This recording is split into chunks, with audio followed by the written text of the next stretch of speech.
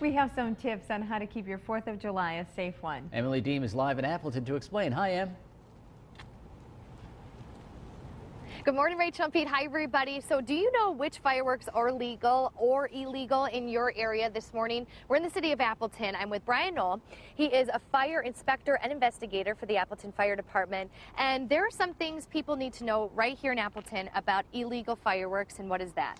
Basically, in the city of Appleton, we have our local ordinance, and if it would basically move on the ground, leave the ground, or at any point explode, it's going to be defined as an illegal fireworks in the city of Appleton. And we're going to be talking about one this morning. Tell me about this. This basically is a sky lantern. Some term it a Chinese lantern, but basically it's a miniature hot air balloon that has a built-in fuel load that creates a fairly large open flame, as you'll see.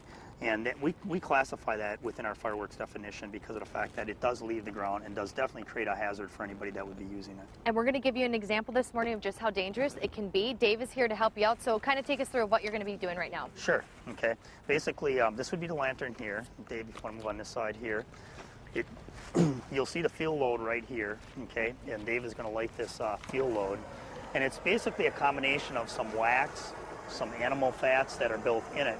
But you can see once Dave gets it lit, okay, takes a little bit to get going, okay, but basically it starts to create a fairly large open flame. So it's like a hot air balloon that you have no control over, and it'll start filling up as a result of the product, and you'll start to see where it becomes buoyant. So it becomes almost like a hot air balloon, and within a minute or two, it would be prepared to lift off if we released it. But what happens sometimes is the wind's conditions can change. This thing can kind of turn a little bit, and as a result, it can actually start burning the material. Wow, look so at that. So if this is up in the sky, what would happen is now, because there's a hole in it, it would come down to the ground level.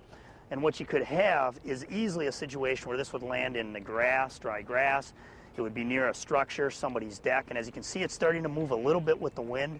If there would be a deck or something present nearby, this easily could get pushed underneath that deck, and we would have a significant structure fire. Yeah, and you don't want to be responsible for that, right? Absolutely. Anytime you would do something that would be classified illegal, such as this would be in the city of Appleton, something would happen, the ramifications of that could easily be that you'd be accountable for the property damages, loss, even injury from a civil and criminal standpoint. So you really want to be careful. And if you want to check and see what fireworks are legal in your area, just contact who? Basically check with your local authorities.